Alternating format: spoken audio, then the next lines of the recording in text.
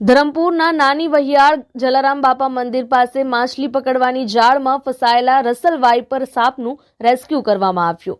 પ્રાપ્ત માહિતી અનુસાર ધરમપુર તાલુકાના નાની વહિયાળ ગામમાં આવેલ જલારામ બાપા મંદિર પાસે માછલી પકડવાની જાળમાં રસલ વાઇપર કામળિયો પરટ જાતિનો ઝેરી સાપ ફસી ગયેલા અવસ્થામાં જોતા જલારામ બાપાના ભક્તજનોએ wild life rescue trust Navsari Dharampur Kaprada વિભાગના wild life rescuers Mukeshbhai Vayad તેમજ દર્શનભાઈ પટેલને ટેલિફોનિક જાણ કરી હતી। ઘટના અંગે જાણ થતા રેસ્ક્યુઅર્સ જલારામ બાપાના મંદિર પાસે પહોંચી જાળમાં ફસેલ સાપને ખૂબ જ સાવચેતી રાખી કામળિયો સાપને જાળમાંથી બહાર કાઢવા માટે કાતર જાળ કાપી બહાર કાઢી રેસ્ક્યુ કર્યું હતું। રેસ્ક્યુ કર્યા બાદ તેની જાણ વન વિભાગ ધરમપુરને કરી ફોરેસ્ટ એરિયામાં સાપને છોડી મૂકવામાં આવ્યો હતો।